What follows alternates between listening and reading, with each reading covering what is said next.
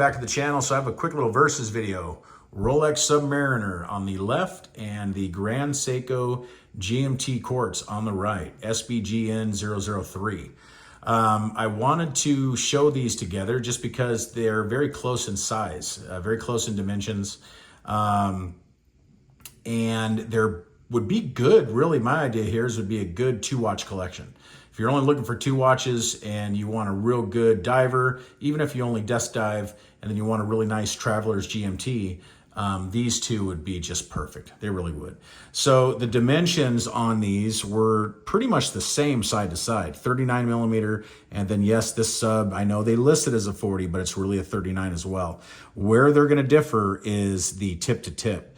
We're at 45 tip to tip on the Grand Seiko. And on the Submariner, I believe we're coming in like right at 47. So let's do a tip to tip measurement here. Yeah, we're right at 47. Thickness, we're at 12 on the no date sub. And I believe we are the same here, 12. So the only thing funky really here is we've got a 19 millimeter on the Grand Seiko and it tapers down to 18.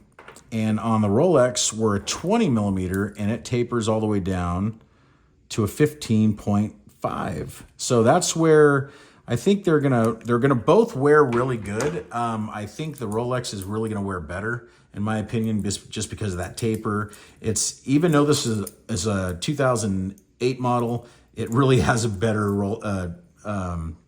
bracelet, in my opinion, than the Grand Seiko. The Grand Seiko has no adjustments at all. You just, you've got micro adjustments on the Rolex, but you don't have any micro adjustments here on the Grand Seiko at all. There's nothing there. So just hope to God the 2 half links that come with this watch, that they will fit you. This one fits, it's a little snug. I can put another full link in and take the half link out, and it might fit just right. So I might do that. It is a little tedious changing out these screws and changing out the links. So much more easy on the Rolex Submariner. You have one solid screw that goes through. Super easy. They're not micro screws either. These are, and they're very easy to lose. So you got to be very careful. But I think they're both great watches. Let me get the Grand Seiko on my wrist. Here it is on my 7.5 inch wrist. So the wingspan, the tip to tip is just kind of where they're different. I think that this is a little shorter, so it just looks a little smaller on the wrist. I really think I like the Submariner better on how it wears, but this is quite good though. I can't complain. It is nice, and it is worth, shit, a third of what that's worth. So I'm not complaining. I think it's a good watch, and it's a great grab and go piece. You can just pick it up whenever you want. It's always going to be accurate, plus or minus 10 seconds a year. So this is super quartz. This is the best quartz. It has an instantaneous date change. It has the jumping hour hand, your GMT function. So it's got everything you want for a sports watch. It really does. So, and it can probably take a lot more abuse, to be honest, over the Rolex, because the Rolex you'd have to have serviced if something happened to it. But they're both quite good. Can't complain. Now the movements, which we just kind of touched on right now, this is an automatic movement, a 3130 in the Rolex, 28,800 vibrations per hour, 4 hertz, very good, tried and true, just beast of a movement by Rolex. Can't go wrong. And they regulate these things plus or minus 2 seconds a day. This thing's like +1. Like I said, this one is probably the best quartz movement you will ever find in any timepiece. It is plus or minus 10 seconds. It's in like its own little, pressure cabin. When you change the batteries out on this, all the gear train and everything is not exposed. So you don't have any issues there at all when changing batteries or anything like that. The lume on these, let's do a quick lume shot. They're both really good.